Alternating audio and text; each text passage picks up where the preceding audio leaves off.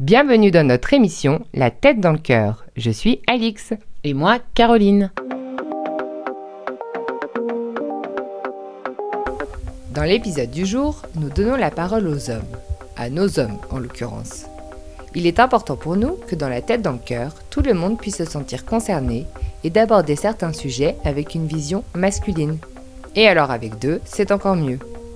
Dans ces épisodes dans le cœur des hommes, Camille et Thomas se prêtent au jeu des échanges avec transparence et humilité, chacun avec leur propre personnalité et vécu. Bonne écoute!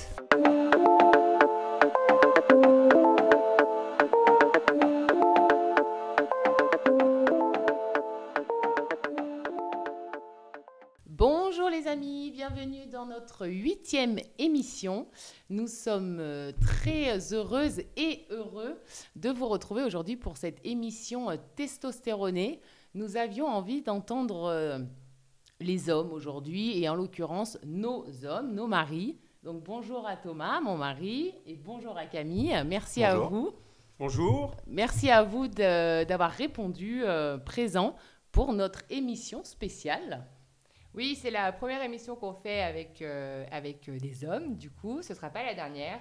Il y a plusieurs sujets qu'on a envie d'aborder avec eux et ils nous font le plaisir et la gentillesse de bien vouloir se prêter au jeu avec honnêteté et bienveillance, donc c'est super. Sachant que pour info, donc c'est la première fois qu'ils se prêtent à cet exercice qui n'est quand même pas très facile. Et surtout, ils ont vraiment la thématique générale de ce qu'on va aborder aujourd'hui, mais ils n'ont pas du tout le détail vers quoi nous allons aller, et comme ça, ils seront extrêmement spontanés. Absolument. Donc, on va poser la première question. Aujourd'hui, on va surtout se centrer sur l'homme aujourd'hui, en 2024, avec l'évolution qu'on lui connaît. Vous, on voulait savoir déjà dans votre famille, quelle place il y avait aux émotions en étant un homme. Est-ce que vous étiez libre de vous exprimer, de laisser place à vos émotions, à cette part de féminité, ou est-ce que c'était encore une éducation qui était un peu dans l'ancien temps, entre guillemets? Qui c'est qui va répondre en premier? Ok, ça marche. Moi, j'ai été élevé avec un papa, une maman et une sœur, mais mon papa est parti de la maison quand j'avais 7-8 ans, et donc du coup, j'ai surtout vécu dans un environnement féminin.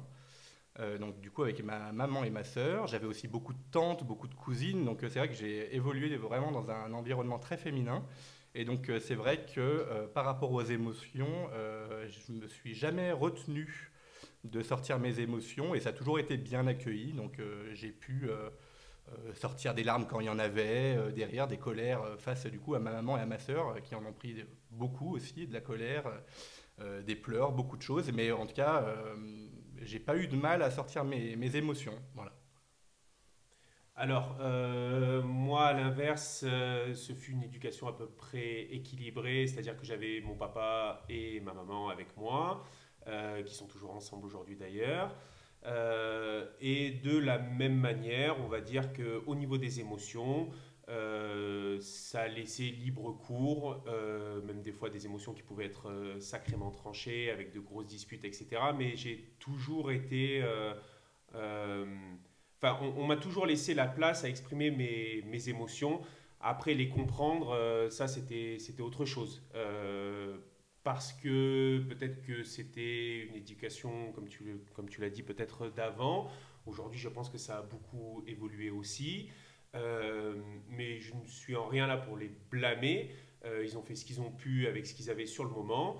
Mais au niveau des émotions, il y a toujours eu la place. Il y a toujours eu la place, voilà, de l'écoute aussi, de la compréhension, peut-être moins, voire pas du tout par moment. Et donc, vous n'avez pas forcément entendu ce genre de phrases qu'on peut entendre tu es un garçon, tu ne pleures pas, ou on pleure pas, t'es pas une fillette, t'es pas une... Si, mais pas à la maison. D'accord. Ouais, idem, ouais. Si, plutôt à l'école, plutôt dans un environnement aussi extrascolaire, quand j'ai fait du tennis, du foot, etc. Où voilà, c'est des choses effectivement qu'on peut éventuellement plus entendre, mais à la maison, non, j'ai pas eu ce sentiment. Il y a d'autres choses qui se sont passées, mais en tout cas, vis-à-vis des émotions, et en tout cas de sortir ces émotions, J'ai pas eu l'impression d'avoir été coupé de mes émotions au sein de mon foyer. Ouais. Ouais. Et toi, Thomas, qui a grandi qu'avec des frères, pour le coup, parce que Camille, on a bien compris qu'il y avait beaucoup de femmes dans son entourage, donc peut-être qu'aussi ça peut faciliter l'expression des émotions, bien que tu aurais peut-être même pu faire l'inverse. Mais toi qui as grandi donc avec 3 frères, est-ce que non, il n'y avait pas de... Entre vous, justement, il y avait de la place entre frères, pour le coup, entre les parents? Moi, j'ai une relation, étant plus jeune, très très compliquée avec mon grand frère. Parce que globalement, jusqu'à un certain âge, on va dire, j'ai grandi presque qu'avec lui, parce qu'il y avait beaucoup d'écart entre mon grand frère et moi-même, et après mes petits frères, mes 2 autres petits frères. Donc, à ce niveau-là, c'était une relation compliquée. Très souvent sous tension, avec des disputes, de la colère, des choses pas cool du tout, quoi. Voilà. Donc la relation, c'était pas.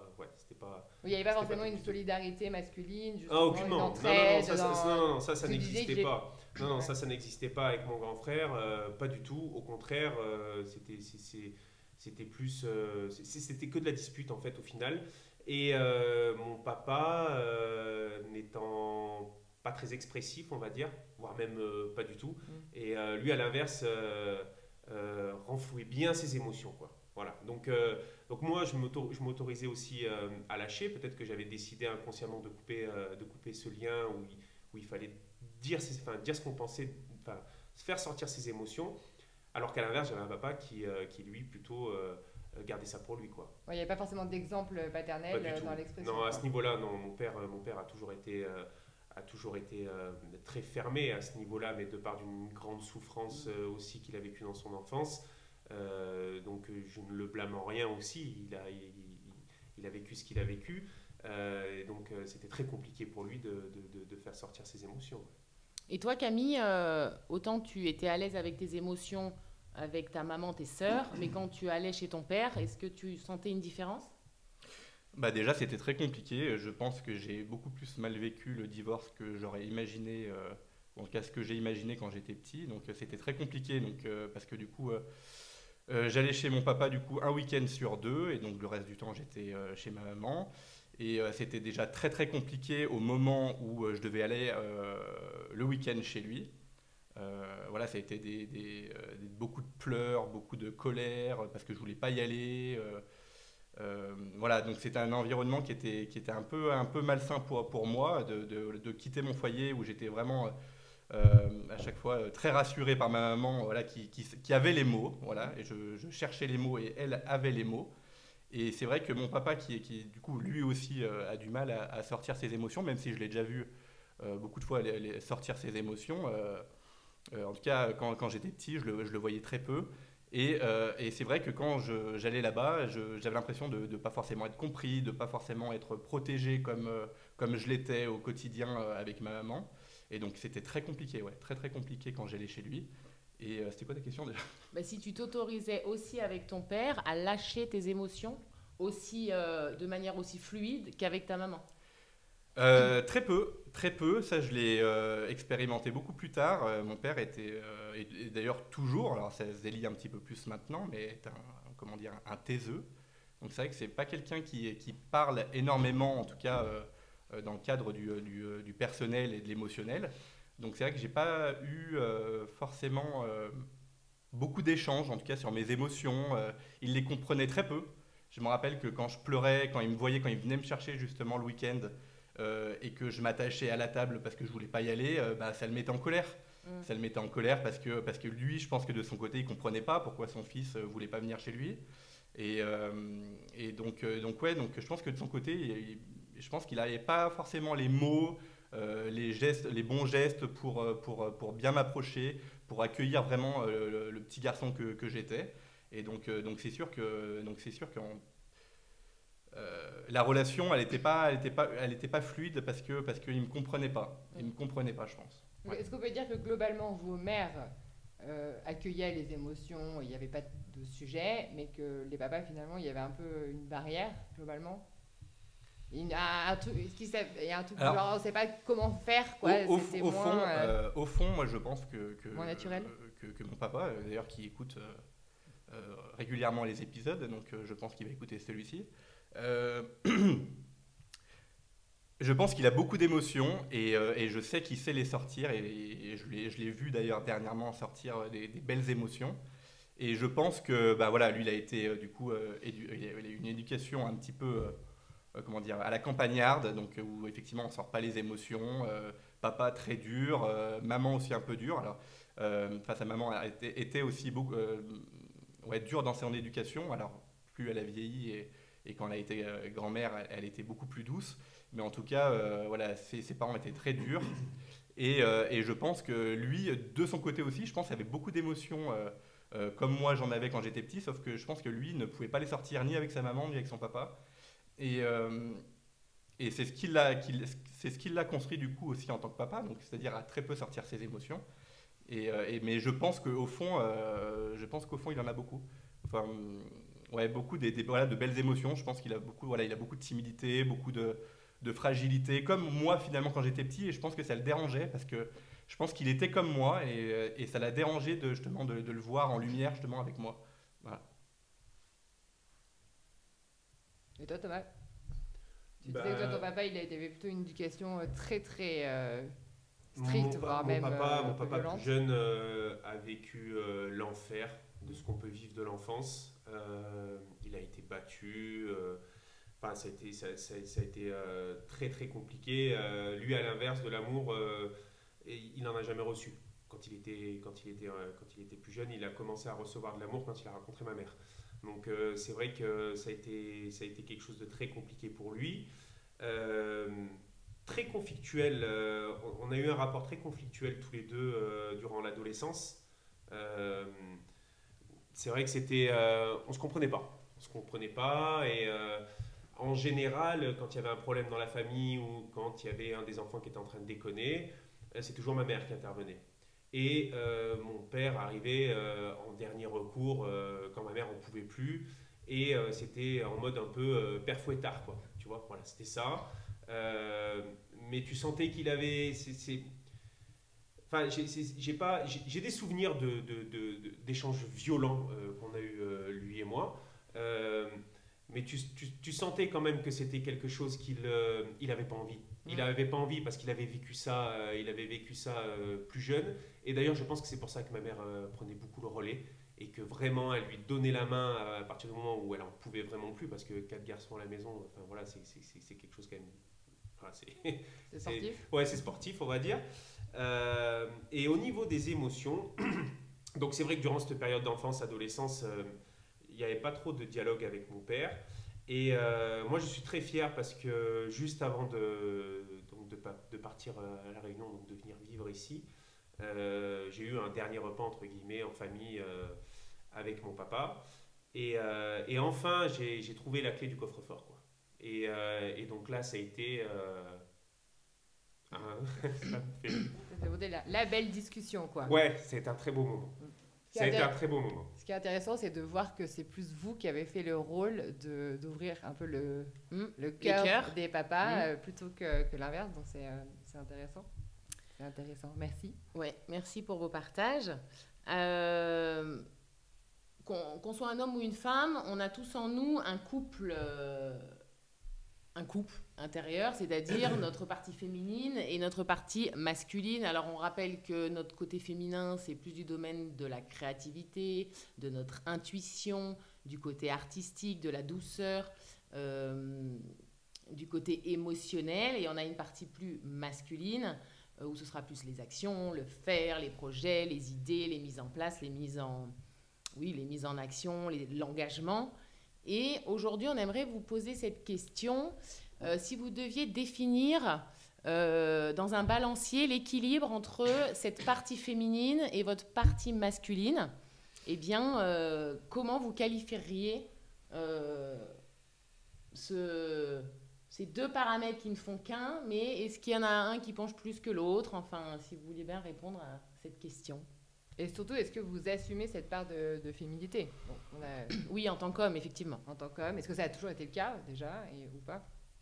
Alors, Qu'est-ce que tu entends par féminine, Bah, entre c'est guillemets? justement cette douceur, c'est que justement vous avez peut-être pas reçu de votre papa pour le coup. On a bien compris qu'il y avait peut-être un accompagnement sur sur d'autres plans, mais sur le côté un peu pour cultiver cette part féminité, de vous dire ok, un homme c'est ce côté masculin, tout ce qu'a énuméré Caroline, mais c'est aussi des émotions, c'est aussi de la douceur, c'est aussi de la créativité, c'est aussi toutes ces parties un peu plus féminines, ou est-ce que Oui, et qu'on ne prend pas que forcément du papa, hein. On va prendre du coup Oui. des deux, parce Oui, que chaque être humain, homme ou femme, a ces deux parties-là. Pour ma part, comme je disais, dans tous les cas, vu que j'ai baigné plus dans un environnement féminin, alors est-ce que c'est lié que à ça, je ne sais pas, mais c'est vrai que mon côté, ma partie féminine, mon côté féminin, etc., effectivement, je pense qu'il a été vachement développé quand j'étais petit. C'est vrai que j'étais très sensible, voilà, très sensible dans l'émotion, dans la douceur, etc. La créativité, pas trop. Ou alors je ne l'ai pas encore exploité, je ne sais pas, mais en tout cas, voilà. Donc ce que tu as énuméré, oui, beaucoup. Beaucoup, beaucoup. Alors est-ce que je suis né avec cette partie, cette grosse partie féminine, ou est-ce que je l'ai développé parce que j'ai baigné dans un environnement féminin? Je ne sais pas. Quand je suis arrivé à l'adolescence, ou même à même la fin de l'adolescence, ça me dérangeait. Ça m'a dérangé, ouais, ça m'a dérangé d'avoir cette sursensibilité et de voir que autour de moi, que ce soit les copains, que ce soit les beaux-frères, etc., quand je suis arrivé justement en couple avec toi, ça m'a dérangé, ouais, parce que je me suis pas senti, alors c'est nul de dire ça, mais je me suis pas senti homme, ouais, je me suis senti, je me suis pas senti femme non plus, mais j'avais l'impression qu'effectivement cette part de féminité, elle prenait peut-être trop le dessus. Et donc du coup, j'ai voulu travailler ça justement. Donc je suis allé voir plein de personnes en disant c'est pas possible, je suis un homme, je comprends pas pourquoi ma part de masculinité elle n'est pas aussi présente que les hommes autour de moi. Donc voilà, j'ai essayé de travailler ça et j'y suis allé à fond dedans. Je suis allé à fond dedans, donc justement travailler le rapport au père, travailler tout ça, machin, etc. Et je suis allé tellement à fond dedans que je suis allé dans l'extrême, que j'en ai oublié ma part de féminité et que je suis alors, excusez-moi du terme, c'est pas du tout, j'ai pas envie, je sais pas comment dire ça, mais je suis devenu un beauf. Hein, mais mais tu l'es toujours. non mais voilà, c'est pas que je suis devenu un beauf, c'est que t'es devenu limite un peu macho. Je suis devenu limite un peu macho. Alors en plus, je suis issu d'une famille à moitié italienne, donc effectivement, j'ai voulu renouer un petit peu avec ces racines. Alors je dis pas que tous les Italiens sont des machos. Mais voilà, donc j'ai voulu un petit peu renouer avec ces racines-là. Effectivement, ma part de masculinité est allée un peu à son extrême, où, je ne vais pas forcément rentrer dans les détails, mais effectivement, voilà, je voulais montrer un peu que j'étais un peu l'homme, je voulais parler un petit peu plus fort, je voulais défier, voilà, j'étais en permanence dans la confrontation. Alors, pas au niveau des gestes, hein, mais en tout cas au niveau des paroles. Il fallait que je défie un petit peu avec mes phrases, il fallait que j'ai raison, alors je dis pas que les hommes, il faut qu'ils aient toujours raison, mais en tout cas j'ai voulu aller dans cet extrême-là pour montrer que j'étais un peu le coq. Et ça m'a beaucoup desservi, voilà, ça m'a beaucoup desservi pour moi, parce que du coup je me suis un peu perdu, et ça m'a beaucoup aussi desservi dans mon couple, parce que du coup, j'étais un homme que ma femme du coup ne reconnaissait plus. Et que du coup pour elle ma grosse partie de féminité c'est ce qui lui plaisait en moi et c'est ce qui a fait qu'elle m'a choisi, et donc du coup je me suis un peu perdu, et donc du coup aujourd'hui c'est pas ça, mais j'essaye de trouver un équilibre, ouais, j'essaye de trouver un équilibre, de retrouver justement que j'ai en partie retrouvé, mais de bien retrouver ma partie féminine, voilà, qui au final je pense me rendait beaucoup plus heureux que ma grosse partie masculine que j'ai voulu avoir. Voilà pour moi. Toi, la part de féminité, c'était ce qui faisait que tu avais l'impression que tu n'étais pas un homme viril. Ouais. C'est ça, à un moment donné, ouais. Alors que c'était ce qui faisait toute ta différence, je trouve, toute ma personnalité, toute ta personnalité. Mais bien sûr, tout à fait. Mais tu as vu danger à un moment donné, cette part de féminité, c'était pour toi, c'était un danger. C'était pas... T'allais pas être un homme. Et d'ailleurs, tu as fait tout ce travail quand tu as su que tu attendais un garçon. Ouais, exactement, ouais. Donc, effectivement, ça a été un des... peut-être qu'on y reviendra après, hein, mais effectivement d'apprendre... Moi, vu qu'il est toujours baigné dans un environnement féminin, quand tu es tombée enceinte, effectivement, je vais avoir une fille. Je suis toujours entouré de filles, je vais avoir une fille. Et bah non. Donc ouais, d'apprendre que j'allais avoir un garçon, ça m'a bousculé, ouais, complètement. Comment je vais faire. Mon père a eu beaucoup de mal à faire avec un garçon alors qu'il était beaucoup plus proche de ma sœur. Enfin, proche, en tout cas, il y arrivait mieux. Est-ce que je vais réussir? Est-ce que je vais réussir? Est-ce que je vais réussir à passer des bons moments avec mon garçon? Est-ce que. Eh ben, ouais. Voilà, donc ça a été un gros travail là-dessus. Et en plus, l'avenir dira aussi que j'ai eu un deuxième garçon. Donc, franchement, ouais. Ouais, cette part de féminité, elle était pas logique avec cette quête de la virilité. Il y a un amalgame entre, je trouve, je pense en tout cas chez les hommes, quand on leur dit un homme qui va embrasser pleinement sa part de féminité, bah, je pense qu'inconsciemment, comme ils ont très peu l'exemple, il y a un peu ce truc de il est forcément pas viril en fait. C'est tout ou rien. J'ai l'impression que c'est un peu plus tranché chez nous. Et toi, Thomas? Alors, me concernant, par rapport à la part de féminité dans la famille, c'est ça? Avec les parents? Toi avec toi-même, soit que aujourd'hui, soit... Alors, moi déjà, j'ai un papa qui est très viril, pour le coup, très masculin. Et j'ai une maman qui est très charismatique, qui en impose déjà parce qu'elle est grande, parce que... Voilà, et puis... au niveau de m'avoir transmis un peu cette part de féminité, ma maman, je l'ai moins vue aussi chez elle parce que aussi fallait montrer les muscles. Quand on a 4 garçons, fallait s'imposer. Ma mère, ça a été très nécessaire dans sa vie aussi de pas mal s'imposer. Il y avait ce besoin-là aussi, peut-être pour se protéger ou pour se faire respecter aussi vis-à-vis de ses enfants. Et moi, comment je me suis débrouillé dans tout ça? Alors, je dis pas que ma mère n'a pas de part féminité, parce qu'elle a ses moments elle a eu ses moments de douceur avec nous, etc. Je la voyais quand on a eu Nathan, à chaque fois. Alors c'était toujours peut-être un peu brusque sur le moment, mais il y a toujours eu cet amour, cette douceur. Donc j'ai perçu en elle aussi cette part de féminité. Donc moi je pense que quand j'étais plus jeune, je l'ai toujours eu, bien développé cette part de féminité, pour le coup. Il est vrai qu'avec les années, ça s'est peut-être un peu estompé, on va dire. Donc le côté masculin, gros muscle, refait son apparition, entre guillemets, parce qu'on a besoin de... Je pense qu'on passe par des étapes de notre vie, où on a besoin de prouver, où on a besoin de montrer. Et donc du coup, c'est en fonction des autres.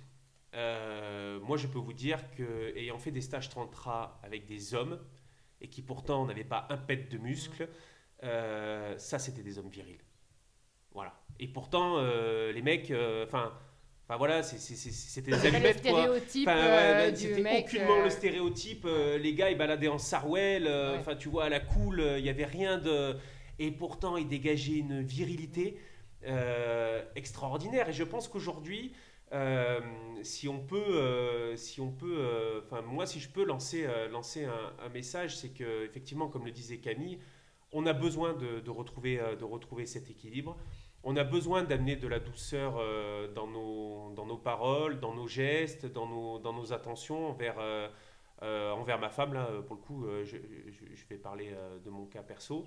Il y a besoin de cette reconnexion avec cette part féminine, parce que, j'ai envie de dire, comment je pourrais exprimer ça? C'est essentiel aujourd'hui dans l'équilibre d'un couple, dans l'équilibre d'une famille, que d'avoir cette part de féminité qui enfin se développe chez moi et chez les hommes de manière générale. Je pense que c'est le gros boulot, entre guillemets, que moi, en tant qu'homme, j'ai encore énormément à cheminer là-dessus. Et développer sa part de féminin, ça ne veut pas dire, je vais parler un peu vulgairement, être une tapette, être ci, être là. Au contraire, c'est être un homme. C'est vraiment être un homme dans son entièreté que de reconnaître cette part-là. Alors, ce qui est intéressant, c'est que nos 2 maris, en tout cas, eux, ils ont été et sont peut-être encore dans une quête de qu'est-ce qu'un homme, quelque part. Les femmes, je ne sais pas si on s'est vraiment posé cette question. au final. J'ai l'impression on s'est laissé quand même plutôt guider par quelque chose. Nous, on allait être mère, on allait être, femme dans notre couple. Mais qu'est-ce que la femme? On s'est rarement posé. Et je me demande si les femmes se la posent autant que peut-être certains hommes se posent qu'est-ce qu'être un homme. Parce que c'est intéressant. Il y a beaucoup de croyances. Au début, c'est être viril, c'est être musclé, c'est être ci, c'est être ça. C'est se faire respecter. C'est comme si il y avait une image prédéfinie de qu'est-ce qui était un homme, alors qu'une fois de plus, c'est en fonction de la perception de chacun, la perception aussi qu'on a eue de notre papa, mais aussi de la partie masculine de notre maman. Hein. Ça nous conditionne aussi beaucoup. Et vas-y, je te laisse enchaîner. Toi, tout à l'heure, Thomas, justement, c'était notre prochaine question, donc c'était tout trouvé. Tu as dit, au sein de mon foyer, tout ce qui était part féminine, la gestion des émotions, c'était OK vis-à-vis, en tout cas, de tes parents, etc. Tu as dit, moi, c'est plutôt vis-à-vis des copains où ça a été compliqué. Et justement, c'était un sujet qu'on voulait aborder parce que nous, les femmes, de manière générale, on s'appelle, on va se faire des cafés entre copines, on va discuter, on va rencontrer une problématique, on va faire une note vocale. Enfin, je veux dire, c'est hyper entendu que les femmes avec les femmes, on est très libre de s'exprimer, de dire ce qu'on ressent, et du coup de déposer à un endroit ce qui nous traverse, nos questions, quelles qu'elles soient. On a l'impression que c'est moins le cas, j'ai même envie de dire pas du tout, mais j'ai pas envie de faire généralité, chez les hommes. En tout cas, moi, quand je vois les bandes de potes par exemple, que Camille avait, etc., on sentait que tout le monde avait un rôle très prédéfini et puis tu n'avais pas intérêt à en sortir, quoi, quelque part. Comment vous avez vécu justement cette place d'homme au sein d'hommes, de copains hommes, de collègues hommes, peut-être après plus tard, et de copains d'école hommes? Est-ce que vous vous sentiez libre de poser toutes les questions que vous aviez à poser, vos doutes, on est à milieu de ça, là. Là, je veux dire, à cette époque-là, après, je ne sais pas pour toi, mais je veux dire, il y avait, à part, entre guillemets, encore être vulgaire, je suis désolé, mais des conneries de bas étage, il y avait pas de... Alors, c'était de la déconne, ci ou là, mais moi, pour ma part, il n'y a jamais eu d'échange vraiment construit, concret, dans l'amour. Non, alors déjà, est-ce que c'était parce qu'on était un peu plus jeune, trop jeune, et qu'on n'avait pas cette conscience, on n'avait pas ce truc. Mais à l'adolescence, tu as plein de questions qui te traversent. Oui, tu as 15, 16, les premiers amours, oui, mais non, ça c'était. Qui changent. Au contraire, c'était plus. Moi, de comment je l'ai vécu, c'était plus dans la moquerie. Il fallait prouver. Ouais, voilà, c'était dans la comparaison permanente. Et j'ai dû attendre. J'ai dû attendre la rencontre avec mon beau-frère. Je suis en train de réfléchir et un petit peu avec mes frères aussi, et encore que, non, pas plus que ça, mais d'avoir des vrais échanges entre hommes. Oui, j'ai attendu la rencontre avec mon beau-frère, où là il y a eu un vrai, un vrai partage. Il y a ces stages de tantra aussi qu'on a pu faire, que j'ai pu faire avec des hommes. Et là, je peux te dire que là, c'est vraiment du lourd. Là, c'est vraiment du lourd et ça m'a beaucoup aidé. Ça m'a beaucoup aidé à pouvoir partager avec des hommes de plus de 50 ans, des hommes beaucoup moins âgés de mon âge. Il y avait un vrai partage et je pense vraiment qu'aujourd'hui, l'homme l'homme dans sa globalité est en train de muter, clairement. Oui, on va en parler. Ah, d'accord, ok. On va en parler. Il nous spoil. C'est surtout aussi quand tu as commencé un travail sur toi et que tu as rencontré aussi lors de constellations où tu as été amené à rencontrer d'autres hommes. Bien sûr. Oui, donc en fait, c'est dans le cadre d'un travail sur soi et dans le cadre familial que là, tu as commencé à ouvrir quelque chose et à être en relation intime avec des hommes. Oui, mais alors là, je vous retourne la question. Moi, j'ai eu entre guillemets, si je puis m'exprimer ainsi, un peu le déclic, cette prise de conscience qui fait que, à un moment donné, tu enlèves les œillères que tu as devant les yeux et tu te dis non, là, ça va plus. Là, ça va pas, ça va pas, ça va pas. Et donc, tu prends les choses en main et tu décides de te prendre en main et de faire ce qu'il faut pour aller mieux, pour faire ressortir cette part divine qu'on a tous de toute façon. Mais ceux qui n'ont pas c'est là où moi j'en viens, c'est que les hommes qui n'ont pas encore ouvert les yeux ou qui sont dans un truc, je veux dire, On en parlera après. Je comprends aussi ces hommes-là. On en parlera après. Oui, mais ce qui est entendu, tu dis effectivement, il faudrait déjà avoir. C'est comme s'il y avait besoin déjà d'avoir fait une petite introspection personnelle en tant qu'homme pour pouvoir ensuite attirer à soi des hommes qui sont capables d'entendre ce genre de conversation que tu peux avoir avec Camille à cœur ouvert ou des fois même vous pleurez. Enfin, je veux dire, il y a un truc. S'engueule aussi des fois. Oui, aussi. S'engueuler il n'y a pas longtemps d'ailleurs.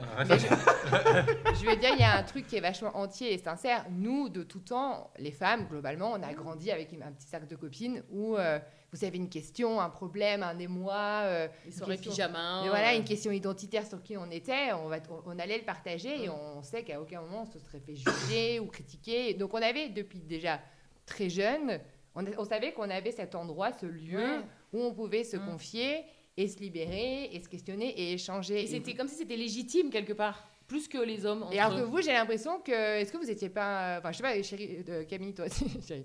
Bon, chérie, on s'en fout. Toi, au sein de ta bande, t'avais quand même une grosse bande de potes depuis tout petit. Est-ce qu'il y avait cette place à se confier, mais vraiment entièrement sans se faire vanner toutes les 10 secondes derrière, quoi, tu vois? Alors, j'ai eu une grande bande de potes. Non, tape pas sur la table. Pardon. J'ai eu une grande bande de potes à partir du lycée.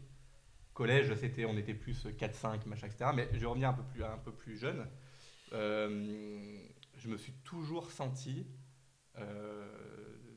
des plus vieux souvenirs que j'ai, je me suis toujours senti en décalage émotionnel avec les personnes de mon âge. Avec les personnes que je côtoyais. Avec les personnes ou les hommes? Les garçons? Les garçons, enfin, en tout cas les copains d'école, tout ça. Alors, ça m'a pas empêché d'avoir des copains, même des bons copains, machin, etc. C'est pas le problème. Mais je me suis toujours senti en décalage émotionnel. Et quand je dis en décalage émotionnel, c'est que c'est souvent arrivé de dire, d'avoir toujours cette peur d'être jugé des autres, machin, etc. Mais j'ai toujours mis des mots dessus en demandant aux copains, tu crois pas que, machin, etc. J'ai pas forcément d'exemple, mais j'ai des flashs là comme ça. Il faudrait pas que je fasse comme ça pour que ça soit mieux, machin et compagnie. La plupart des réponses que j'avais, c'est tu te prends trop le chou, on s'en fout, machin, etc. Enfin, on n'est jamais vraiment rentré dans des discussions très prolongées, en tout cas des émotions que j'avais. Et du plus vieux souvenir aussi que j'ai, c'est que ma mère m'emmenait déjà voir beaucoup de gens depuis que je suis petit. Parce que ma mère est très ouverte aussi au développement personnel, à travailler sur soi, machin, etc. Elle a fait beaucoup de choses qui fait que du coup, elle voyait que j'avais sûrement cette ouverture d'esprit sur ça et du coup, elle m'emmenait, elle m'a déjà emmené plusieurs fois voir des personnes, des spécialistes, des spécialistes, des médecines douces, que ça a pu être de l'acupuncture, j'ai fait de l'hypnose, des guérisseurs d'âme, beaucoup de choses, même de la psychothérapie, si je dis pas de bêtises. Oui, mais tes ressources, c'était pas tes potes. Non. Et puis après, plus j'ai grandi dans l'adolescence, c'était rebelote. J'avais des très très bons copains, des très bons amis, mais moi émotionnellement, je me pose toujours 1 milliard de questions. Ça va beaucoup mieux maintenant, mais je me suis toujours posé 1 milliard de questions. Et du coup, j'ai essayé de communiquer là-dessus. Et j'étais à milieu de ce qu'eux, imaginaient dans leur tête, ou alors, en tout cas, ils ne voulaient pas rentrer dans ce genre de discussion.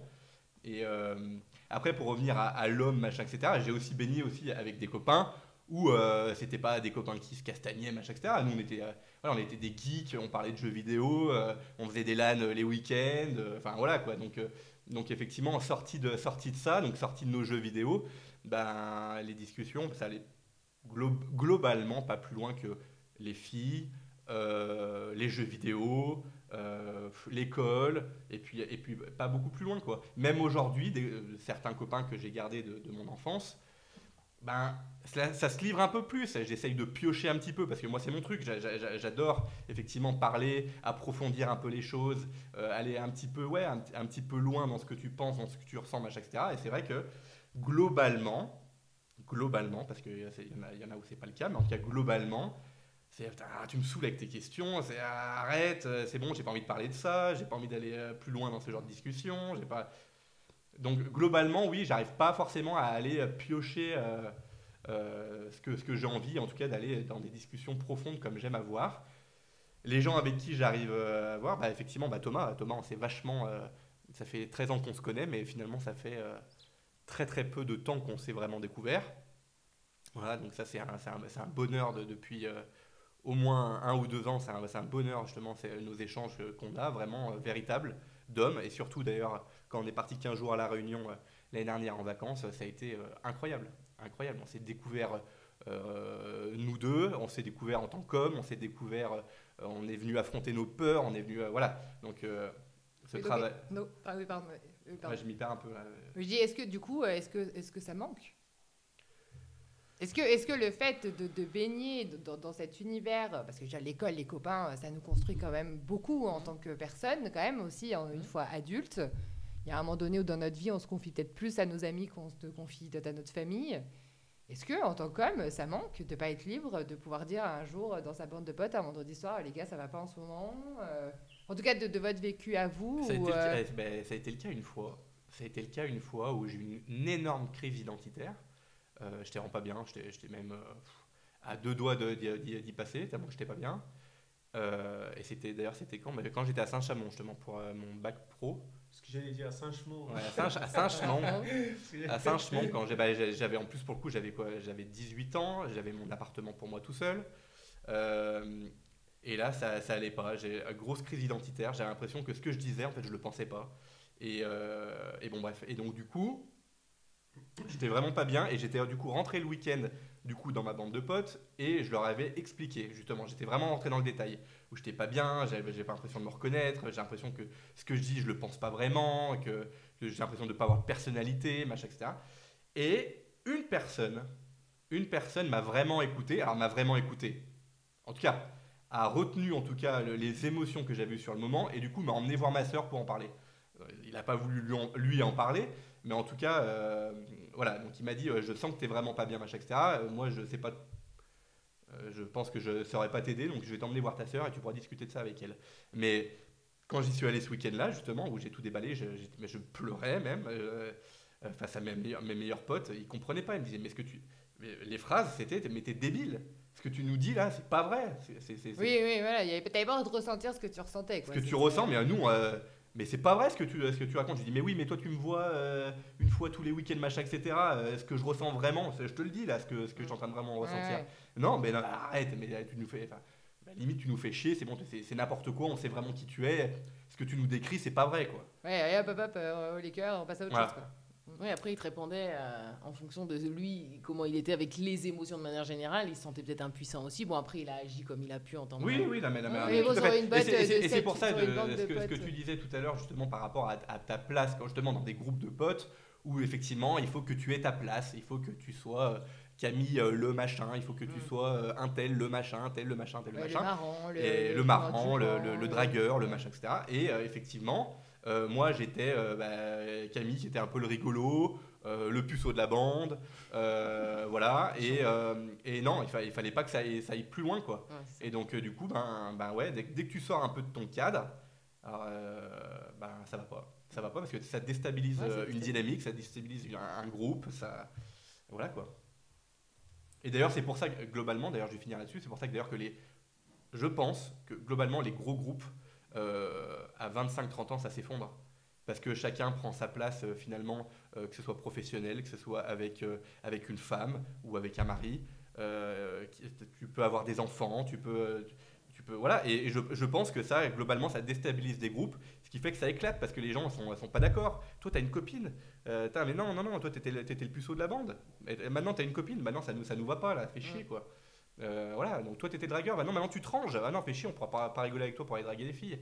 Voilà, c'est ça en fait, et c'est ça qui éclate les groupes finalement, c'est que quand tu sors un petit peu de ce que t'as plus envie d'être. C'est ce qu'on disait l'autre fois, c'est que tu changes d'énergie et forcément on n'est plus sur les mêmes fréquences, quoi.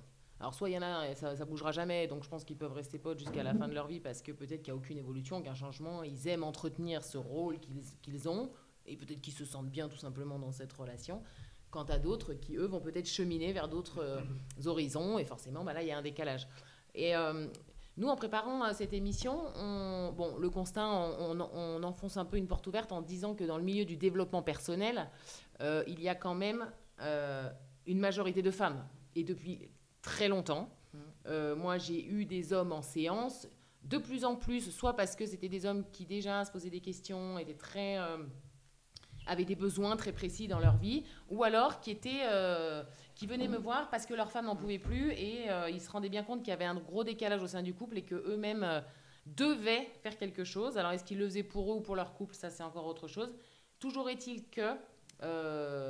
on est d'accord quand même que dans le milieu du développement, travail sur soi, il y a une majorité de femmes, hormis peut-être des stages tantra hommes, il y a quand même très très peu de choses qui existent pour les hommes. Et nous, on aimerait vous poser la question, est-ce que vous pensez que ce serait quelque chose de non seulement d'intéressant, mais d'urgent à mettre en place? Est-ce que vous seriez client, entre guillemets, de ce genre de choses? Des groupes de parole d'hommes, des moments d'échange, de partage, ne serait-ce que pour commencer? Oui, oui, je pense qu'il y a urgence, clairement. Après, je reviens sur ce que j'ai dit tout à l'heure, il faut déjà avoir la conscience que ça ne va pas, quoi. Il faut déjà avoir ouvert les yeux. Et je pense qu'il y a un long, voire très très long chemin avant que les hommes, de manière générale, ouvrent les yeux sur ce qui ne va pas chez eux, sur la relation qu'ils ont pu avoir avec leurs amis, avec leurs parents, étant plus jeunes, parce que ça démarre aussi de là. Oui. Donc il y a un long chemin, il y a un très très long chemin, mais oui, il y a urgence. Et alors il y a des choses qui se font déjà, parce qu'il ne faut pas dire non plus qu'il n'y a rien qui se fait, il y a des choses qui se font, mais je pense que beaucoup ne sont pas encore prêts, ne serait-ce que d'ouvrir les yeux en fait, sur ce qui ne va pas. Et je pense que la clé, elle est là. Quand tu as enfin ouvert les yeux sur ce qui ne va pas, pour moi, hein, je parle pour moi, tu as déjà fait 70% du boulot, quoi. Déjà, quand tu as ouvert les yeux, tu as déjà fait 70% du boulot. Et les 30% qui restent, bah oui, il faut mettre en application. Donc, il y a une certaine discipline à respecter. C'est du quotidien. C'est du respect pour les enfants, c'est du respect pour ta femme. C'est du quotidien. Mais il faut déjà reconnaître cette part-là. Et c'est un gros boulot. Donc, oui, il y a urgence. Oui, je pense que moi, des groupes de parole entre hommes, en n'y mettant aucun jugement, juste des hommes qui s'expriment sur un vécu, déjà pour commencer, déjà ouvrir le dialogue, s'ouvrir avec soi-même, juste en faisant du partage. Déjà rien que ça, sans parler de stage tantra ou d'autres choses dans lesquelles moi j'ai pu aller. J'avais fait déjà aussi en amont ce travail-là qui m'a permis de faire ces stages-là, etc. Mais déjà de base, juste le fait de pouvoir exprimer sans jugement, parce que je pense que l'homme a peur de ça aussi. Je pense qu'il y a une peur du jugement, je pense qu'il y a une vraie peur du jugement. Je pense qu'il y a une vraie peur du jugement et qu'on en revient toujours au même truc, mais si je dévoile mes émotions, je vais grossir le trait, hein, mais je suis une tapette, quoi. Enfin, je suis pas légitime, je suis pas un homme, je suis pas... Alors que c'est tout l'inverse. Au final, c'est tout l'inverse. C'est qu'à partir du moment où tu décides de t'ouvrir et de livrer tes émotions, mais putain, c'est là où tu es un homme, quoi. C'est là où tu es un homme, où tu oses enfin dire les choses avec honnêteté, avec transparence. Pour moi, le cheminement de l'homme, il commence par là, son développement. Pour moi. Voilà, toi, tu parlais de lieux où déjà tu as déjà une réflexion, en tout cas tu rencontres une problématique et aller chercher finalement un endroit où tu peux aller en introspection et développer cette problématique-là. Moi j'ai même l'impression qu'il manque un entre-deux, comme tu dis, juste un endroit où d'homme à homme, parce qu'on aura beau dire, mais écouter peut-être des femmes parler quand on est un homme, au bout d'un moment, ça atteint sa limite. On n'est pas encore dans cette transmission d'homme à homme, de cœur ouvert de homme à homme qui rencontre une problématique d'homme. Et en fait, il n'y a pas vraiment d'entre-deux. C'est soit vite, tout de suite, tu tombes dans un truc, tu vas dans un truc où tu rentres en introspection, développement personnel, etc. Ou en tout cas, à ma connaissance, sûrement que ça existe, mais il manque un peu... Oui, tu as raison, la passerelle. La passerelle, cet entre-deux, ouais. déjà ce premier pas, de se dire, mais en fait, moi déjà, je ressens que j'ai le besoin juste de me livrer. Et voilà, comme des gens comme Camille ou comme toi, vous auriez peut-être manqué à un moment donné de se dire, en fait, ok, bon, mes potes, visiblement, ils ne sont pas ok pour avoir ce genre de conversation. Où est-ce que je peux aller pour, moi, dans ma problématique d'homme, échanger avec d'autres hommes, quoi. Mais il n'y a aucune communication qui est faite à ce niveau-là. Enfin, je veux dire, bon, je parle d'un autre truc qui est aussi très grave, mais je veux dire, on a de la com qui est fait sur des femmes battues, sur des femmes violées, sur des sujets qui sont très lourds. Mais je veux dire, c'est grave, c'est très grave ce qui se passe à ce niveau-là. Mais est-ce qu'on fait de la com sur des hommes qui se sentent mal et justement qui se sentent de plus en plus mal à tel point qu'ils vont passer à l'acte, ils vont battre leurs femmes, ils vont battre leurs enfants, ils vont peut-être aller violer, ils vont peut-être... Je veux dire, donc on fait une grosse com effectivement pour soutenir les femmes et il y a besoin de le faire, c'est primordial. Mais on n'aurait peut-être pas besoin de faire cette com-là si en amont déjà... Alors je suis pas là en train de dire je suis féministe ou ci ou là, ou attention les femmes, c'est pas ce que je suis en train de dire, mais je pense que s'il y avait aussi ce travail qui était fait en amont avec les hommes, sur les hommes et pour les hommes, ben je pense qu'il y a certaines situations qui... Enfin, oui, bien sûr. Ça n'arriverait pas, quoi. Ça se fait petit à petit. Petit à petit, effectivement, il y a plein de mouvements. Et à un moment donné, il faut réparer. Donc, c'est pour ça qu'il y a plein de choses qui sont mises en place pour soutenir ces femmes-là. Et c'est normal, hein, attention. Mais il y a plein de mouvements maintenant qui disent maintenant, il serait peut-être temps que les hommes, on les élève différemment. Exactement. Parce qu'on aura beau mettre des pansements de partout, il y a un moment ou un autre, si on continue à élever les hommes dans cette notion de virilité, d'un garçon ça pleure pas, t'es chef de famille, toutes ces vieilles croyances... Bah, ça en fait à un moment donné, je dis pas que c'est la seule raison, mais en tout cas, ça en fait peut-être après des hommes qui sont peut-être irrespectueux, etc. Alors que si tout de suite, c'était OK, en fait, on serait dans cette dynamique de respect, d'acceptation de féminité, de part de féminité, etc. Comme tu dis, il y aurait bien moins besoin, et ça c'est d'agir du coup en conséquence de, mais ça c'est valable dans l'éducation de manière générale, c'est-à-dire qu'on adore trouver des solutions a posteriori à des problèmes qui suffiraient. Au lieu d'aller chercher à la source. Voilà, à la source, mettre en place des choses, etc. Ouais. Et toi, Camille, si tu veux bien répondre à la question? Moi, je pense que ça évolue positivement de plus en plus, en tout cas vis-à-vis des hommes, au niveau de la parole.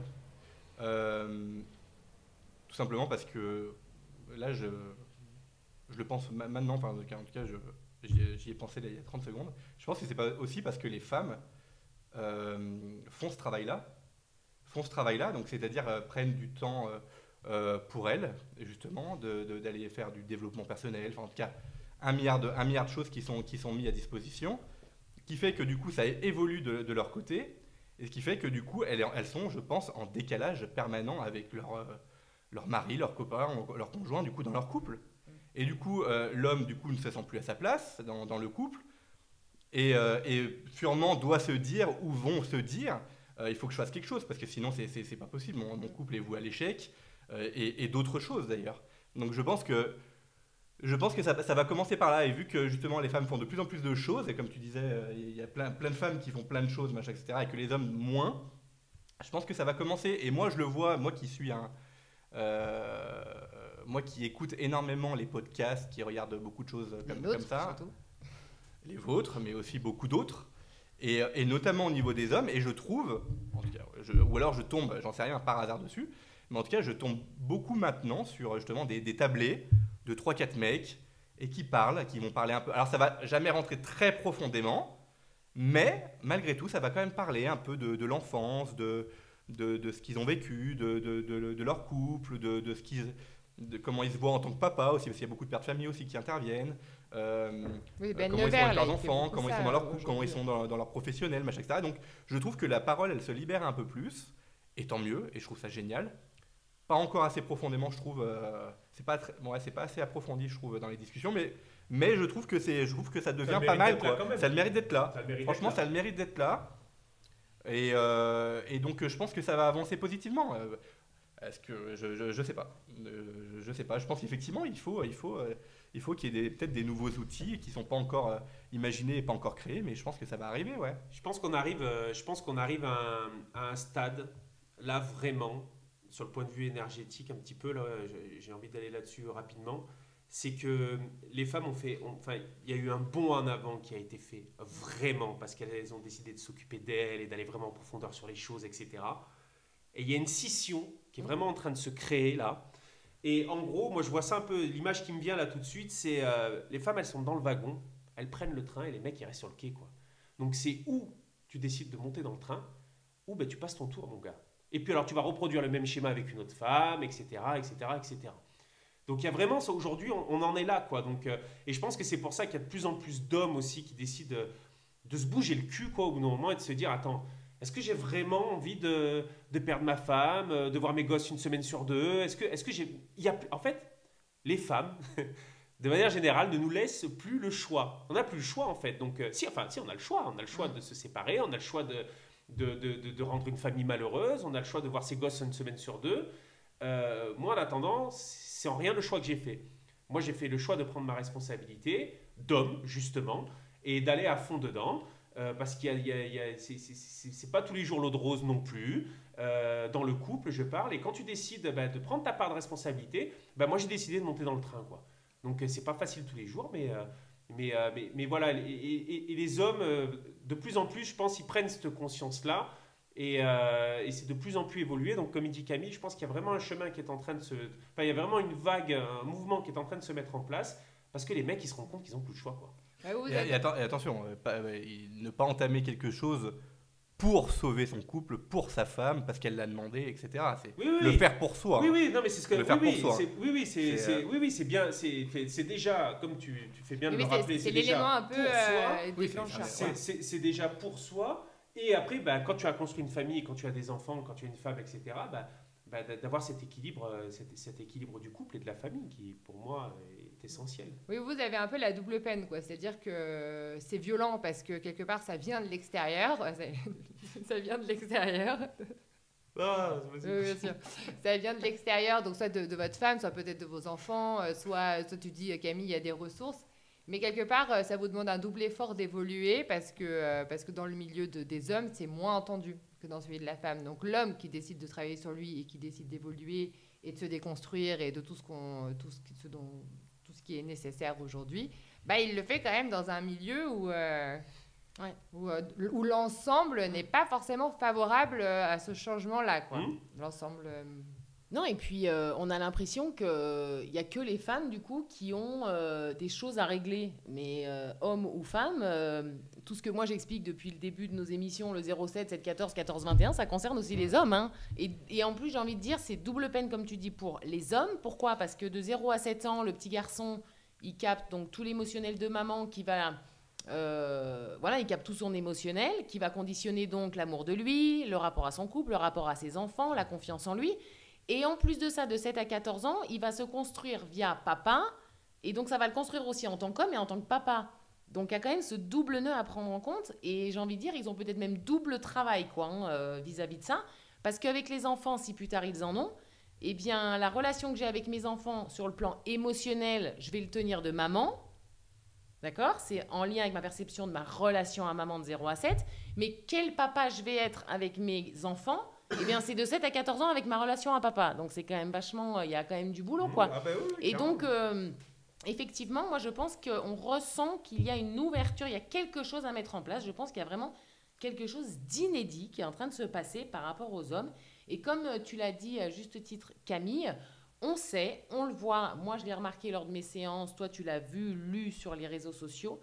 Les couples, aujourd'hui, c'est une catastrophe. Et pourquoi ? Parce que non seulement dans mon couple, je revis les émotions que j'ai vécues avec maman, donc chaque membre du couple revit les émotions qu'il a vécues avec maman petit. Et en plus, donc déjà, il y a ça qui se joue dans l'effet du miroir, etc. Mais en plus, si la femme commence, elle, à changer ses vibrations de par un travail en profondeur, il arrive à un moment donné, eh bien, on n'est plus sur la même longueur d'onde. Et donc, ça peut capoter. Et donc, l'homme, il n'a pas le choix que de prendre le train en marche, comme tu l'as dit, Thomas, pour que la direction soit la même, dans la bonne direction et avec les mêmes énergies. Et donc, Alix, je te laisse poser notre ultime... On va finir là-dessus. Et du coup, en termes de transmission, vous qui avez des garçons, tous les deux, pour le coup, quelle image vous aimeriez qu'ils gardent de vous ? Ou en tout cas, qu'est-ce que vous aimeriez transmettre à vos fils respectifs qui sont des hommes, peut-être quelque chose dont vous avez manqué et que vous aimeriez leur transmettre, et surtout quel regard vous aimeriez qui pose sur l'homme que vous êtes et le papa homme que vous êtes, quoi, du coup, de ce fait. C'est délicat la question que tu poses, je vais te dire pourquoi. Parce que nous-mêmes en tant qu'hommes, enfin moi-même en tant qu'homme, j'expérimente chaque jour. Donc chaque jour, je tombe, je me relève. Je tombe, je me relève. Mon fils qui a 13 ans, il voit quoi ? Il voit un papa qui tombe et qui se relève. Il voit un papa qui tantôt va être, joyeux, dans l'amour, etc. Et puis tantôt, il va voir son papa qui est un con. clairement, qui va se disputer avec sa maman, qui va se disputer avec lui, qui va... Alors moi j'ai envie de lui... Si tu veux, dans la démarche au plus profond de moi-même, j'ai envie de lui transmettre le respect de la femme, la bienveillance, le respect de lui-même, d'essayer de transmettre des choses. L'homme, c'est pas forcément que des muscles et que ci et que là. Mais il faut quand même avoir l'humilité 2 secondes d'avant de vouloir transmettre des choses et de dire, bah tiens, tu fais ci, fais ça. Déjà d'être irréprochable un peu toi-même quand même. Donc c'est un peu une question à double tranchant. Oui, à l'envie de transmettre cet homme bienveillant, dans l'amour, dans le respect. Alors, ça peut être avec des muscles ou pas. Oui, bien sûr. Tu vois ce que je veux dire, je ne balaye pas ça d'un revers de main non plus. Il faut l'équilibre, c'est important. Mais vu qu'on l'expérimente, vu que moi je l'expérimente chaque jour, c'est délicat. Tu vois, pour moi, je trouve ça délicat. Alors, je sais que je vais y arriver. Je sais qu'à la fin, la transmission que j'aurai donnée à mon fils sera la bonne. Parce que je me fais ce qu'il faut et je mets tout ce qu'il faut en place pour que ça fonctionne. Mais putain, c'est pas évident, quoi. C'est pas évident. Parce que tu veux dire quelque chose à ton enfant, alors 13 ans, 8 ans, pour moi, je le mets au même niveau que moi. Parce que quand je me fâche avec lui, ou quand j'ai un mot au-dessus de l'autre, ou quand je peux l'avoir avec sa mère, ou quand...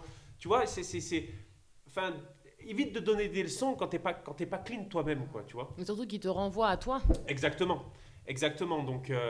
Donc ça aussi, je pense que ça prend du temps, ça va prendre du temps. Mais je sais qu'au bout du bout, le message que j'aurai transmis à mon fils sera le bon. Parce que je fais ce qu'il faut en face pour que ça fonctionne. Si on parle que de mon fils. Oui, bien sûr. Oui, on parle de garçons. Et toi, chérie, t'en as 2 en plus. Oui, 2 garçons, 8 et 4 ans, ouais. Oula, quel message? J'en ai aucune idée. Pour l'instant, j'ai aucun... c'est nul de dire ça. J'ai aucun message à leur transmettre. Peut-être pas non plus. C'est vrai que c'est de toi. Quelle image tu veux leur laisser en héritage? Enfin, tu vois, dans l'héritage émotionnel, j'entends. Eh ben, si je fais le lien avec ma propre vie, au final, ma propre enfance à moi, c'est... j'en sais rien, moi, merci papa d'avoir été là. Merci papa de m'avoir compris, merci de m'avoir accompagné, merci de... La présence, c'est voilà. important en lien avec des valeurs. D'ailleurs, c'est le travail que je fais en ce moment. C'est justement avoir tout quitté justement en métropole, justement pour venir ici, pour me raccorder vraiment à l'essentiel en étant ultra présent avec eux. Donc c'est vraiment ce que j'ai voulu. C'est au début ce que je n'ai pas cru finalement quand je suis arrivé ici, parce que quand je suis arrivé ici, je me suis pris une grosse tarte dans la figure, j'ai quitté un boulot, oh là là, putain, mais qu'est-ce que je vais faire, j'ai pensé quel avenir, machin, etc. Et au final, je me suis raccordé à moi-même en me disant, mais t'es venu pour quelque chose, t'es venu pour être beaucoup plus proche de tes enfants, pour être présent pour eux, voilà, et sans forcément questionnement, c'est juste être là en fait, être là dans n'importe quel domaine, et j'ai eu justement avec le premier qui a 8 ans, j'ai eu ces travers parce que lui, qui est très sensible comme moi, finalement je l'ai été et que je suis toujours d'ailleurs, et ben quand je l'ai eu, j'étais encore un peu, ce que je disais tout à l'heure, le papa un peu beauf, enfin l'homme un peu beauf, un peu trop dans la masculinité. Et du coup, j'ai rejeté ça. Non, pourquoi il pleure tout le temps là, mais qu'est-ce qui se passe? Il y a toujours un truc, machin, etc. Et ça fait quelques temps où ça y est, j'accepte vraiment que, putain, il est sensible. Et justement, apprends-lui. Toi, tu as eu un papa, effectivement, qui t'a pas appris, justement, parce que lui, tu as eu un papa qui était sensible, mais qui n'a pas réussi à t'apprendre, justement, qu'est-ce qu'était la sensibilité et comment la gérer et comment faire avec. Et moi, je suis dedans, là, ça y est. Ou justement dans cette transmission de comment tu peux faire pour gérer ta sensibilité, comment te parler à toi-même. Voilà, c'est ce que je lui apprends en ce moment, c'est à parler à sa petite voix dans sa tête, justement, à s'écouter, à accepter qui il est. Et voilà. Après, pour le deuxième, il est encore un peu jeune, mais c'est pareil. C'est pareil, c'est la même démarche. C'est la même démarche. Oui, c'est vraiment cette notion de les faire, de les accompagner tels qu'ils sont. en tant qu'être. Bah, c'est en ça, com, c'est les même s'ils sont accompagner tels différents. qu'ils sont et pas tels que j'aimerais qu'ils soient, Mm. en fait. Ouais, exactement, c'est exactement ça. De les respecter pour ce qu'ils sont. Oui, c'est Parce ça. que moi, je les mets. Mais c'est même le plus Parce difficile. que moi, je mets moi, mon je fils trouve. de 13 ans à mon niveau, au même Mm. niveau que le mien. Au final, c'est-à-dire, hier, je donne un petit exemple comme ça. Hier, on a eu une discussion soutenue. Hein. Il n'y avait aucune dispute, mais il y a eu une discussion un peu soutenue parce que Nathan a 13 ans, il est dans l'adolescence, donc il est dans la confrontation permanente. Dès qu'on va lui dire quelque chose, ça va être perçu sous un prisme qui va être différent. Donc il pense que son papa n'est pas fier de lui. Enfin, tu vois, ce truc-là. Donc il s'agit juste en fait d'avoir cet échange sur le moment, qui est peut-être un peu corsé, qui est peut-être un peu tendu. Et le lendemain, voilà, c'est ça pour moi le rôle d'homme, c'est le rôle de papa, vraiment. Le lendemain, là, ce matin, en étant au boulot, je pensais à mon fils, je dis, ben, tiens, je vais lui envoyer un petit message. Et je lui ai envoyé un message sur son téléphone en lui expliquant que voilà, on n'était en rien contre lui, que je n'étais en rien contre lui, mais que voilà, je ne voulais pas qu'il ait mal perçu ce qu'on lui ait dit hier, et que on lui faisait confiance à 100% sur les relations qu'il pouvait avoir avec ses amis, sur sa scolarité, et que voilà, qu'on serait toujours là pour lui.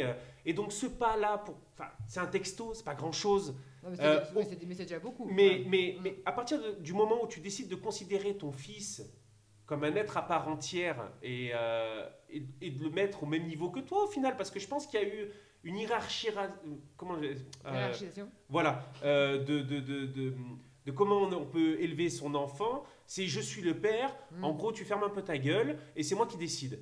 Bah non, aujourd'hui je pense que ça ne fonctionne plus, vraiment. Vraiment ça ne fonctionne plus. Oui, c'est hyper intéressant ce que tu dis, parce qu'il y avait quand même cette vision du... Attention, grosse caricature, mais à l'époque, le papa, c'était la fermeté, c'était le rock, c'était celui qui allait T'avais bosser. pas intérêt à l'ouvrir. Hein, Il n'y je veux avait dire, pas de place à la discussion. non. Vous amenez ce nouveau truc de... Bah déjà, vous acceptez de montrer cette part qui, au début, il ne faut pas se le cacher, vous avez l'impression que c'était de la faiblesse face à vos enfants. Tout à fait, oui. Alors qu'aujourd'hui, c'est faire la nuance dans cette notion d'autorité paternelle masculine qui est nécessaire, mais c'est pas de la sur-autorité ou du... Exactement. c'est L'autoritarisme. voilà, de l'autoritarisme, c'est arriver à rester autoritaire, à poser le cadre, mais dans ce cadre, d'y apporter de la nuance, de la douceur, d'être capable de dire à un moment donné, bah, pardon de t'avoir mal parlé, ou le lendemain d'envoyer un message bienveillant en disant j'espère qu'on s'est bien compris dans notre discussion hier soir. C'est d'apporter un peu vachement de douceur, d'amour, de rondeur dans la relation. Dans la relation qui n'est pas, bam, le rock, le papa et le gosse en face qui essaye de... Et ce que je ne fais pas avec ma fille. C'est ça en fait, et c'est là où tu vois qu'il y a vraiment un gros boulot qui naît Oui, entre hommes. entre hommes, quand le papa il a son... Enfin je veux dire, mais moi je voulais un fils en premier, je veux faire... Enfin souvent les choses qu'on a pu entendre, je veux mon fils faire une équipe de foot, enfin souvent t'entends ça, des papas, souvent, pas tout le temps, mais souvent ils veulent un garçon en premier. Donc il y a déjà de base, il y a un truc qui se passe, et cette relation que j'ai avec mon fils, qui au départ était très conflictuelle, aujourd'hui, c'est mon ami, quoi. Tu vois, et cette relation-là, j'ai pas eu besoin de m'imposer envers ma fille, parce que de toute façon, elle me regarde au bout d'un... Enfin, tu vois, il y a quelque chose qui se passe dans l'amour, dans la façon dont... Alors après, je sais pas, elle a que 10 ans pour le moment, peut-être que ça changera quand elle grandira, ou pas. Il y a quelque chose de plus fluide. Mais il y a quelque chose de ta plus fille. fluide. Il y a quelque chose de plus fluide qui se passe. Il y a plus de douceur tout de suite. Il y a moins de confrontation. Il y a quelque chose qui se passe. Et c'est pourquoi on dit que peut-être des fois, que si on fait une généralité, que les papas sont gagas de leurs filles. Enfin, très souvent. Je veux dire, on entend ça souvent. Donc, Oui, c'est aussi simplement parce que ton fils te renvoie à toi. mais exactement. À tout toi, à fait. petit garçon. Donc, Tout à fait. Nos enfants, quand on est un tant soit peu honnête et qu'on est dans la quête de donner le meilleur de soi, si on écoute nos enfants, qu'on les observe, ils nous poussent dans nos propres retranchements, nous renvoient à notre passé. C'est ce qu'on dit quand même depuis plusieurs émissions. Et donc peut-être pour les papas qui rencontrent des difficultés, poser un autre regard et peut-être entamer quelque chose, un travail en profondeur du petit garçon que vous avez pu être dans l'enfance, qui fait que peut-être aujourd'hui vous rencontrez des difficultés, soit en couple, soit avec vos enfants. Oui, mais c'est vrai que pour réinventer le père, entre guillemets, il faut déjà qu'en tant qu'homme, ils arrivent à se casser complètement les codes de la masculinité Tout à fait. pour pouvoir derrière créer une nouvelle génération de papas qui embrasse Qui est en train de se mettre en place, à bras le corps sa Mmh. part de féminité pour Mmh. pouvoir aussi être plus dans la douceur, dans la transmission. Qui est Et en on train de se se rend mettre en place, ça Voilà. va de plus en plus. Et vous, on se rend compte que vous êtes en train un peu de faire les deux en même temps parce que vous êtes passé de tout ou rien. Vous êtes passé d'une non-transmission, en tout cas pas du tout de ce côté-là. Et vous êtes en train d'apprendre via finalement vos enfants aussi qu'il Ouais. faut. Vous faites le travail tout Ah en oui, tout à élevant fait. vos Ouais, enfants. c'est ça. quoi. Ouais. Et ça pourrait être perçu d'un regard extérieur comme de la faiblesse, comme ah ben il laisse faire à ses gosses n'importe quoi, c'est l'enfant roi. Non, il s'agit pas de ça. Il y a un cadre quand même. Il y a un cadre. Mon fils ne fait pas n'importe quoi, n'importe comment. Il y a un cadre. C'est juste être dans l'écoute, déposer l'ego à un moment donné. Il faut juste le déposer et se dire on n'est pas là, on fait pas une guerre de je sais pas quoi là où on va être le plus fort aussi ou là. C'est juste déposer à un moment donné. On dépose tout là. On met ça à plat, dans le calme, dans la bienveillance et dans l'amour et ça roule. Et ça roule. Oui, en plus de ça, c'est plus doux. Forcément. Forcément. Chérie, tu voulais rajouter quelque chose? Non, du tout. Non, moi j'expérimente quotidiennement, donc non, pour l'instant j'ai pas forcément de détails plus approfondis. Parce que je suis pas encore rentré dans ces confrontations, dans tout ce que tu vis toi Thomas, donc avec les miens. Donc du coup pour l'instant j'apprends vraiment, véritablement depuis très peu de temps à vraiment être un père là. Oui, Oui, parce oui. que tu t'es donné le temps de Voilà. le vivre pleinement en venant ici, en arrêtant de Bah, travailler je pour le me moment. suis donné le temps et avec envie aussi Oui, surtout. c'est ça. Ouais, et avec envie parce que moi prendre du temps pour mes enfants, véritablement passer des moments de jeu avec eux, machin, etc. C'est des choses que j'avais pas envie. Et que j'avais pas envie parce que je sais pas, j'avais pas envie. Je savais pas faire. Non mais surtout je ne savais même pas faire. Je savais pas faire. Et là aujourd'hui j'expérimente le papa qui prend du temps véritablement avec ses enfants sans regarder ce qui va. S'il y a un boulot qui est derrière, s'il y a quelque chose à faire, machin, etc. Non, c'est être véritablement avec eux. Voilà, j'apprends ça aujourd'hui. Voilà. Et puis après, tous ces autres questionnements vont venir plus tard, je pense. Mais pour l'instant, c'est être véritablement avec eux qui est important là. Bon, bah, plus d'1 heure d'émission. Ouais, On est. bah, c'était super. Merci beaucoup, les garçons, pour merci. votre. Merci à vous. Pour Avec votre, plaisir. pour votre authenticité, votre honnêteté. J'espère vraiment que les hommes qui nous écoutent ont apprécié ce moment et toutes les femmes qui nous écoutent, je vous invite à le partager à vos hommes, à vos amis IS, vos copains, vos frères, vos pères, vos oncles, enfin tous les hommes qui font partie de votre entourage. Et les hommes qui nous écoutent, autorisez-vous à nous laisser des messages, des commentaires pour voir comment cette émission a résonné en vous. Et des sujets que vous voulez qu'on aborde avec Camille et Thomas en guest, du coup, pour les prochaines émissions. Ah ça y est, vous pouvez nous lâcher maintenant. Non, on va plus vous lâcher. On vous dit au revoir les amis, une très belle journée ou bonne soirée à toutes. Au revoir. Salut.